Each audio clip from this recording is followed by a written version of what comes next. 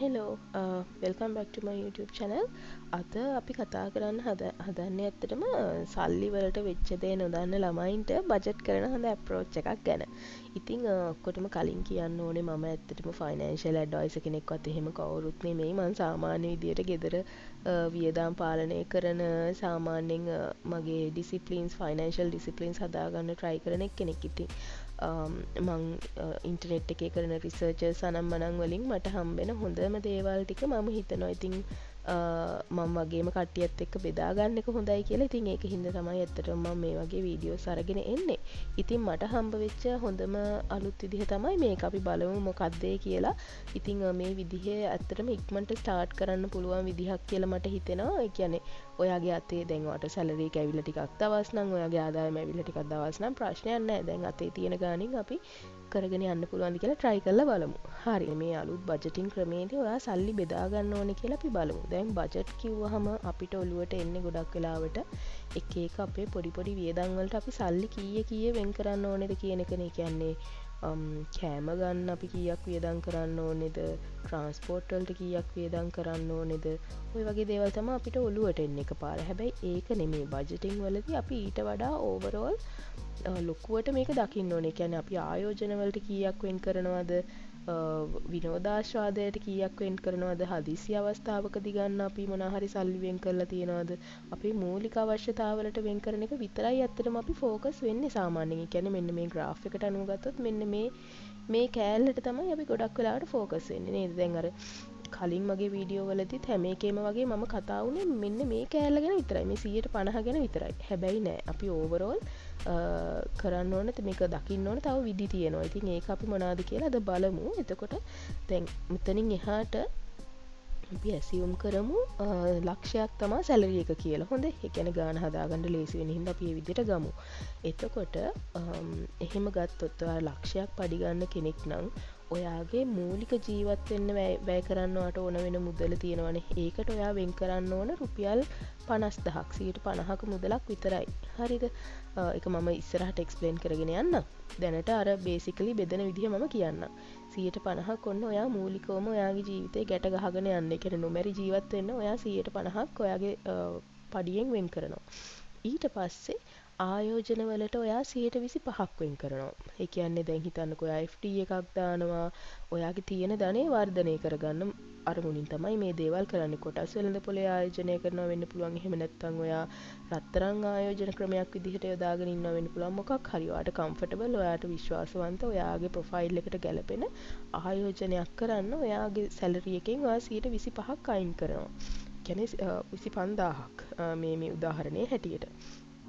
ඊට පස්සේ හදිසි අවස්ථාවකදී නොවැටි ඉන්න, ණය නොවී ඉන්න ඔයා ඒකට කීයක් වියදම් කරනවද, ඒකට කීයක් අයින් කරනවද කියන එක තමයි ඊගාවට තියෙන්නේ. ඒකට 115ක්, ඒ කියන්නේ ලක්ෂයක් පඩි ගන්නවා නම් රුපියල් 15000ක් තමයි ඔයා ඒකට වැය කරන්නේ. මේ කොටස තමයි මගේ අර ඉමර්ජන්සි ෆන්ඩ් කියලා වීඩියෝ එකක් තිබ්බේ. ඒකෙදි කතා කරේ මෙන්න මේ කෑල්ල ගැන. හරිද? ඒක ඉස්සරහට මම කලින් කිව්වා වගේ පැහැදිලි කරගෙන යන්නම්කෝ. ඊට පස්සේ කැමති දේවල් ගන්න. දැන් ඇත්තටම අපි සැලරි එකක් ගන්න ඇයි? අපි මෙච්චරලා මහන්සි වෙලා පඩියක් ගන්න මොකටද? ඉතින් ජීවිතේ විඳින්න බැරි නම් වැඩක් නැහැනේ. ඉතින් විනෝදාශ්වාදයටත් ජීවත් වෙනවා කියලා තේරෙන්නත් අපිට සල්ලි වියදම් කරන්න වෙනවා. ඉතින් ඒකට ඔයාගේ සැලරි එකෙන් 10%ක්, ඒ කියන්නේ ලක්ෂයක් පඩි ගන්න කෙනෙක් නම් අඩුම ගානේ 10000ක් වියදම් කරන එකේ කිසිම ප්‍රශ්නයක් නැහැ. ඔන්න මේ ක්‍රමයේ හැටියට. හරිද? හරි. අපි කතා කරගෙන ඉස්සරහට යමු. මුලින්ම අපි කතා කරමු ආයෝජන ගැන. හරිද? එතකොට දැන් මම කලින් වීඩියෝ වලදීත් කියලා තියෙනවා මම ඉතුරු කරලා තමයි පටන් ගන්න කියලා. ඒකට එක හේතුවක් තියෙනවා. ඒක ඇත්තටම මම හිතනවා පඩිය අතට ආපු ගාම මොනවා හරි බිල් ගෙවලා සෙටල් කරන්න තියෙන ලෝන් සෙටල් කරලා එහෙම පටන් ගන්නවට වඩා කීයක් හරි මුලින්ම ඉතුරු කරලා පටන් ගන්නකොට මට පොඩ්ඩක් තියෙනවා හරි. මුලින්ම මං කරේ නිකන් අර මගේ දැනට තියෙන ධනය වර්ධනය කරගන්න තමයි මම මුලින්ම සල්ලි වෙන් කරේ. වියදම් කරලම පටන් ගත්තේ නැහැ කියන අර පොඩි නිකන් අර ඒක අපේ ඔළුව හදාගන්න තමයි. ඉතින් එහෙම දෙයක් තියෙනවා. ඉතින් ඒක හින්දා ඇත්තටම මමත් මුලින්ම පටන් ගන්නේ සල්ලි වෙන් කරලා වියදමට නෙමෙයි ආයෝජන කරන්න. ඉතින් 120ක් වෙන් කරන්න කියන එකේ එකෙන් ඇත්තටම මේ අපි බලාපොරොත්තු වෙන්නේ අපේ අරමුණ තමයි ඔයාගේ ධනය කාලයත් එක්ක වර්ධනය කරගන්න එක. කියන්නේ ටිකක් කල් යනකොට ඔයාට ආර්ථික නිදහසක් ගන්න. ඔයා කවදාවත් හිතලා තියෙනවද ඔයාට දැන් තියෙන ජොබ් එක නැති වුණොත්? එහෙම නැත්තම් නැති වෙන එකත් අපි පැත්තකින් තියමුකෝ. අපි ඔයාට හිතිලා නැද්ද කවදාවත් අපි මේ වයස අවුරුදු 50 60 වෙනකම්ම රස්සාව කරන එකේ කිසිම තේරුමක් නැහැ. නැත්තම් මේ AI අනම් මනම් ලෝකේ වෙන තාක්ෂණික වෙනස්කම් එක්ක අපේ ජොබ් තව කොයි කාලෙකට තියෙයිද කියලා අපිට කියන්නත් බෑනේ. ඉතින් ඒක හන්දා ඇත්තටම අපි බලන්න ඕනේ අපි early retirement එකකට යන්න. ඇත්තට මගේ ජීවිතේ මම ඒක හිතාගෙන ඉන්න ගෝල් එකක්. ඒ කියන්නේ අපිට පුළුවන් නම් වයස අවුරුදු 45 වගේ 45 50 වගේවත් වෙද්දි අඩු ගානේ ජොබ් එකෙන් නතර වෙලා මම මෙතනින් එහාට මගේ ජීවිතේ විඳිනවා විතරමයි කියලා නතර වෙන්න කොච්චර හොඳයිද නේ. ඒ කියන්නේ 45 වගේ වෙද්දි ඒක අචීව් කරගන්න පුළුවන් නම් හොඳටම හොඳයි කියලා මට හිතෙනවා. ඉතින් ඒ කියන්නේ අර පොඩ්ඩක් හරි ඇඟට පතට හයිය තියෙන කාලේ අපි හම්බ කරපු එකෙන් අපි සැනසීමෙන් ජීවත් වෙන්න පුළුවන් නම් ගොඩක් හොඳයි. ඉතින් early retirement එකක් කියන එක මම ඇත්තටම plan කරන දෙයක්. ඉතින් ඒකෙදි අර අපි ඉතුරු කරන සල්ලි කොහොමද compound වෙවි වැඩි වෙන්නේ කියන එකත් අර කලින් වීඩියෝ එකකදී මම කතාත් කරා. ඉතින් ඒ වගේ දේවල් වලට ඔයාට පුළුවන් නම් 120ක් ඔයාගේ පඩියෙන් අයින් කරන්න. ඒක ගොඩක් හොඳ ගාණක්. ඒ කියන්නේ අර මුල් මේ graph එකේ දාලා තියෙන වගේ මුල් අවුරුදු වලදී ඔයාට ඕක ලොකුවට වැඩි වෙනව පේන්නේ නැහැ. හරිද? හැබැයි ටිකක් ඕක තියන්න පොලියත් එක්ක වැල් පොලිය හැදි එන ගාන කම්පවුන්ඩ් වෙවි හැදෙන ගාන ගොඩාක් ලොකු එකක් වෙනවා. ඉතින් මේ ගාන හදාගන්න අමාරු එක්කෙනෙක් නම් ඔයා හිතන්නකෝ ඔයා දැනටමත් යම් කිසි ගානක් ඔයා වෙන් කරනවා කියලා ආයෝජන වලට. ඔයා ඕක ඔය දැන් අපි හිතමු FD එකක් කියලා උදාහරණයකට. FD එක කඩන්න නැතුව අවුරුදු ඔයා හදලා බලන්න chat GPT ට දීලා බලන්න. යාගේ ගණන් accurate නෑ 100%ක් තාම. හැබැයි ඔයා නිකන් වට idea එකක් ගන්න පුළුවන්. ගොඩාක් වරදින්නෙත් නෑ හැම වෙලාවෙම යාගේ ගණන්. ඉතින් ඒකින්ද දීලා බලන්න ඔයා මාසෙකට 10000ක් ඉතුරු කරනවා නම් 20000ක් ඉතුරු කරනවා නම් ඒක ඒ FD එක කඩන්න නැතුව මං අවුරුදු 20ක් නිකන් දල වශයෙන් පොලියක් දීලා බලන්න. 10ක් 8ක් ඔය වගේ දීලා බලන්න. මෙහෙම අල්ලන්නෙවත් නැතුව ඔහොම පොලිය හැදි රිනිව් වෙවි යන්න දුන්නොත් මෙච්චර අවුරුදු ගානකට පස්සේ මට කීයක් අතර හම්බ වෙනවද කියලා ගාන හදලා බලන්නකෝ.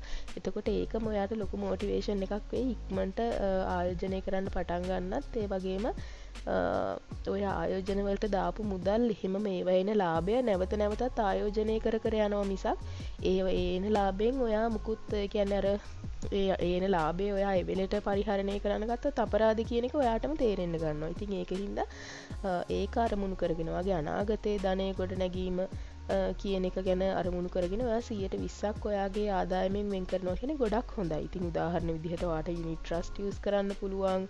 ස්ථාවර තැන්පතු රජයේ කියන්නේ භාණ්ඩාගාර බිල්පත් බැඳුම් කර මොනවාද අපි කියන්නේ අර මේ ට්‍රෙෂරි බොන්ඩ්ස් ඇන්ඩ් බිල්ස් ඒවා කොටස් වෙළඳ පොලේ එහෙම නැත්නම් ඔයාට හිතෙනවා නම් බිස්නස් එකක් පටන් ගන්න ඒක ඒ වගේ. ඉතින් මේකේ කියන්නේ සරලවම ඔයා ආයෝජන වලට 120ක් ඒ කියන්නේ ලක්ෂයක පඩි ගන්න කෙනෙක් නම් 20000ක් ඔයා ආයෝජනයට අනිවාර්යයෙන්ම වෙන් කරන්න කියලා. ඉතින් ඒක තමයි පළවෙනිම ඔන්න කොටස. ඊට පස්සේ 115ක් ඉතුරු කරන්න. දැන් මේ මොකද්ද මේ දැන් කලිනුත් අපි ඉතුරු කිරිල්ලක් ගැනමනේ කතා කරේ. මේ මොකක් ගැනද කියන්නේ? මේක ඇවිල්ලා ඔයා දැන් ලක්ෂයක් පඩි ගන්න කෙනෙක් නම් 115ක් කියන්නේ රුපියල් 15000ක්. මේක නිකන් ඉතිරි කිරීමේ ගිණුමක හරි පොලි වැඩි ගිණුමක හරි මොකක හරි දාලා තියාගන්න. දැන් ඔයාලා දන්නවා මම කෑෂ් බයින්ඩ් එකේ දාලා තියාගෙන තියෙනවා 20000ක් ඉමර්ජන්සි ෆන්ඩ් කියලා. මේක තමයි ඇත්තටම මේ මාසේ සල්ලි එක මම අතේ තියාගෙන ඉන්නවා. ඒකෙන් ඉතුරු වුණොතින් ගාණක් ඒක ඇත්තටම මම මේ වෙනම account එකක දාලා ගාණක් එකතු කරලා තියාගන්නවා. හරිද? මේ කරන්න හේතුව තමයි හදිස්සි අවස්ථාවකදී ආරක්ෂා වෙන්න. දැන් හිතන්නකෝ එකපාර ඔයාගේ ජොබ් එක නැති වුණා කියලා. එහෙම නැත්තම් ඊට වඩා සරලම දෙයක් හිතන්නකෝ ගෙදර කවුරු හරි හිතන්න නැති විදිහට ඇක්සිඩන්ට් එකක් වුණා හරි කරදරයක් වුණා. ඒක අපිට කියන්න බෑනේ කරදර එන්න ගත්තම එක පිට එනවා. ඉතින් ඒකින්ද ඒ වගේ දේවල් වලට අපි ඇත්තටම මේ සූදානම් වෙලා ඉන්න ඕනේ. ඉතින් ඒකින්ද තමයි අපිට ඉමර්ජන්සි ෆන්ඩ් එකක් තියෙන එක ඇත්තටම මේ ගොඩක් වටින්නේ. එහෙම නැත්තම් ඔයා හිතන්න ඔයාගේ ජොබ් එක එන්න ඔයාට ප්‍රෙෂරයිස් වෙනවා. ඔයාට හිතෙනවා මේක ඇති දැන් මං අයින් වෙන්න ඕනේ කියලා. එහෙම අයින් වෙන්න නිදහසක් අපිට නෑනේ.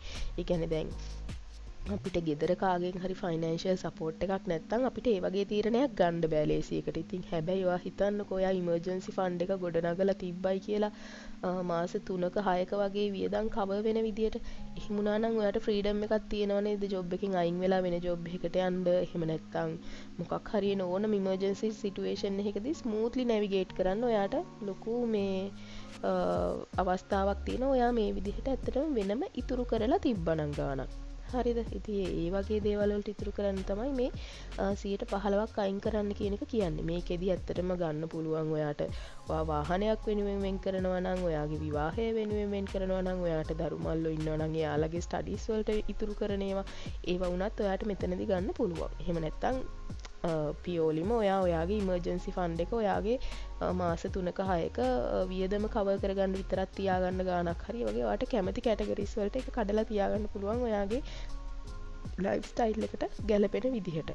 හරිද? එතකොට දැන් ඔයාට හිතෙනවද දැන් ළමයින්ගේ ඉතුරු කරන ඒවා එහෙමයි අපිට ඒකත් ආයෝජන වලට ගන්න බැරි කියලා?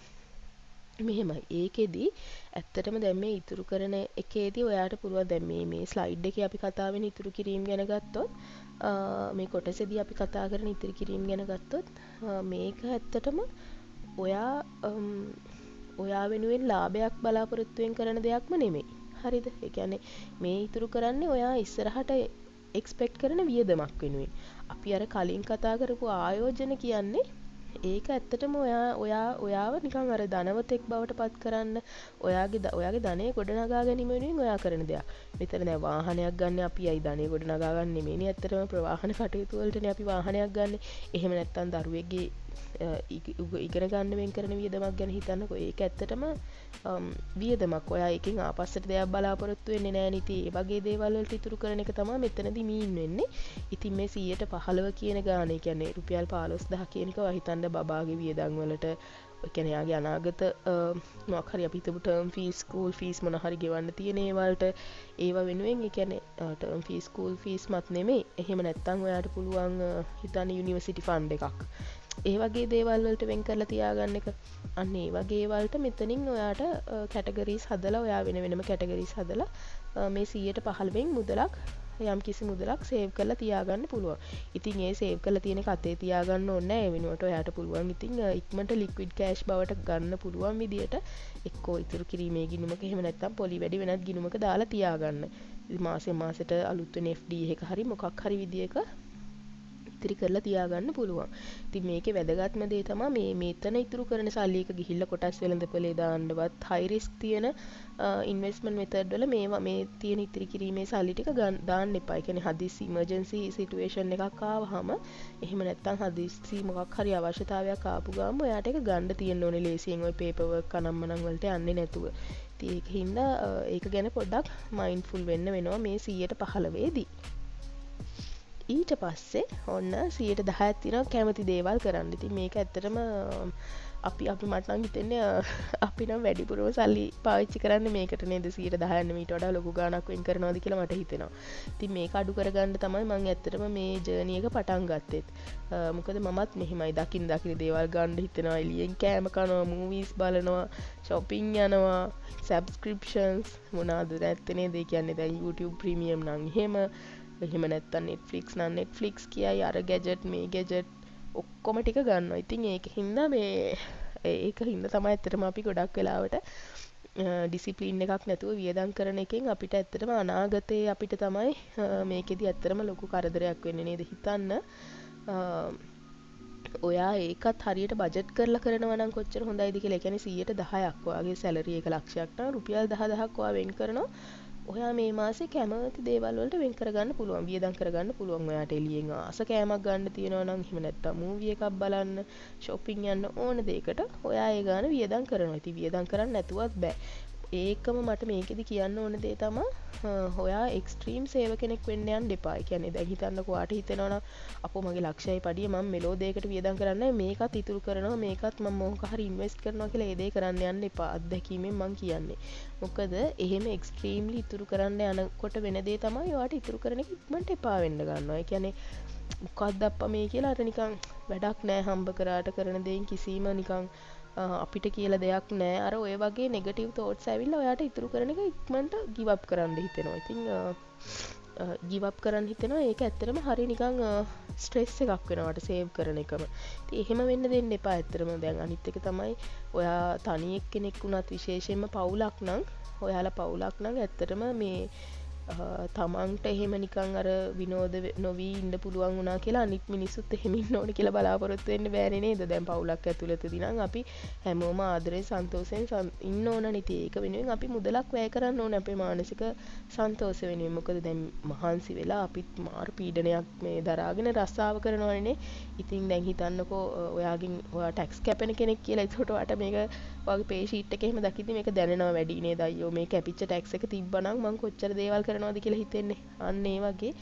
ඉතින් ඒක කරන්න දෙයක් නෑ තමයි. ඉතින් ඒ වුණාට අර ඔයා කැමති දේවල් වලට වියදම් කරන්නත් යම්කිසි ගාණක් ඔයා පඩියෙන් වියදම් කරන්න ඕනේ. ඉතින් අයිඩියල්ම ක්‍රමේ තමයි ඒකට ඔයා 110ක් වෙන් කරන එක. මේ බජටින් ක්‍රමේදී සජෙස්ට් කරන්නේ 110ක් ඔයා ආස වෙන දේවල් වලට වියදම් කරන්න තියාගන්න කියලා. මේක වියදම් කරන්න ඔයා නොහිතුවොත් ඔයාට වෙන දේ තමයි ඇත්තටම අන්තිමට මේ ඉමර්ජන්සි ෆන්ඩ් එකෙන් සල්ලි අදින්න වෙයි. ඔයා මෙන්ටලි ඩවුන් වෙච්ච දවසට ගිහිල්ලා ડોක්ටර් කෙන් බෙහෙත් ගන්න. ඉතින් ඒ තත්ත්වයටපත් වෙන්න එපා ඇත්තටම.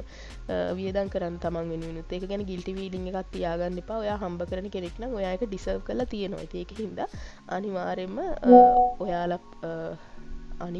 ඔයාලා කැමති දේවල් වලට වියදම් කරන්නත් යම් කිසි මුදලක් වෙන් කර ගන්න. දැන් හිතන්න මේක ගැන තව පොඩි සජෙෂන් එකක්. මට හොඳ මේ මං කියවපු ආටිකල් එකකින් හම්බෙච්ච දෙයක් තමයි ඔය 110ක් අපි වෙන් කරනවනේ. ඒක හැම මාසෙම ගන්නෙ නැතුව ගියොත් මොකද්ද වෙන්නේ? ඒ කියන්නේ මෙහෙම දෙයක්. ඒ ආටිකල් එකේ සජෙස්ට් කරනවා ඔය 110 ඔයා වෙන් කරන මුදල වෙනම මොකක් හරි හිතන්නකෝ සේවිංස් account එක දාලා එකතු කරා කියලා අවුරුද්දම. දැන් ලක්ෂයක් පඩි ගන්න කෙනෙක් නම් මාසෙට 10000 ගානේ දාලා අවුරුද්ද අවසානයේ ගන්නකොට එයාට 1,20,000ක් නේ මාස 12ෙම සල්ලි ගත්තොත්. හරිද?